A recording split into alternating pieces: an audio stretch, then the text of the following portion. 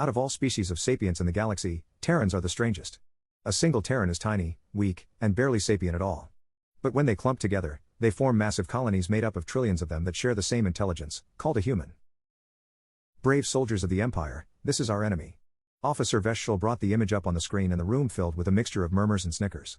It was the same every time. New cadets didn't understand what they were going up against.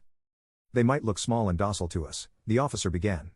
But these Terrans are one of the most populous and dangerous forces in the galaxy, with a range spanning as wide as the Empire itself. Officer Veshchel brought up a star map and revealed the overall size of both empires, each almost spanning an entire arm of the Milky Way. Even with the comparison, the snickering didn't stop. Does anyone have something to add? Sir, they're so small.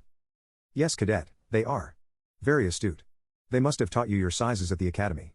Tell me, cadet, did they teach you shapes as well? The cadet didn't respond immediately. What about numbers, cadet? Yes, sir. Good to know there are still quality recruits among you, the officer said. The rest of the cadets chuckled, but mostly out of discomfort at getting called out.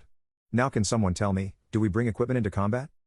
Sir, yes, sir. Does my gun care if you're 5 or 10 cells large? Sir, no sir. Firearms do not discriminate. Add that to shapes and numbers, cadets. The officer changed the slide on the screen. These are also Terrans.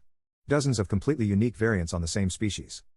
Now, you might find this strange, and I certainly did, but that is because the Terran survival strategy is unique. Trillions of Terrans will work together. The officer went quiet for a moment to let the number sink in. To form biomechanical battle suits they refer to as HUMAN.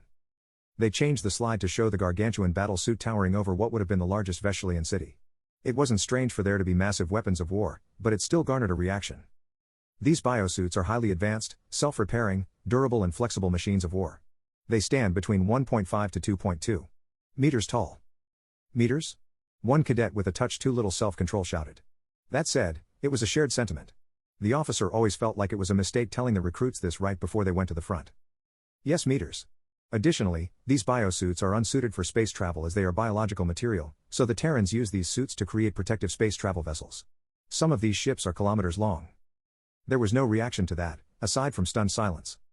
Luckily for us, there are only billions of these suits on the front, but now you understand how dear our situation is. Your job, cadets, is to separate into small groups and get inside these suits to fight from the inside. This is our only hope, as our weapons are useless against their powerful epidermis shields.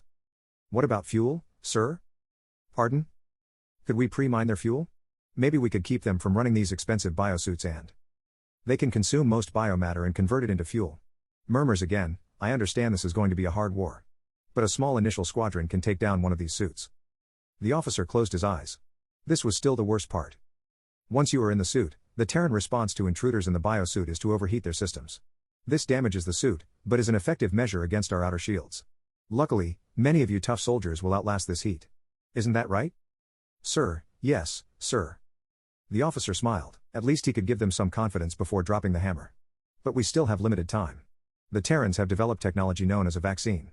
These are injections of highly specialized biomutated. A deep breath.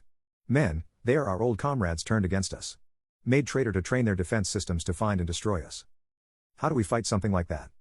Our own people? Can we win this? I'm leaving. We're doomed. How can we fight something like this? The officer cut back in.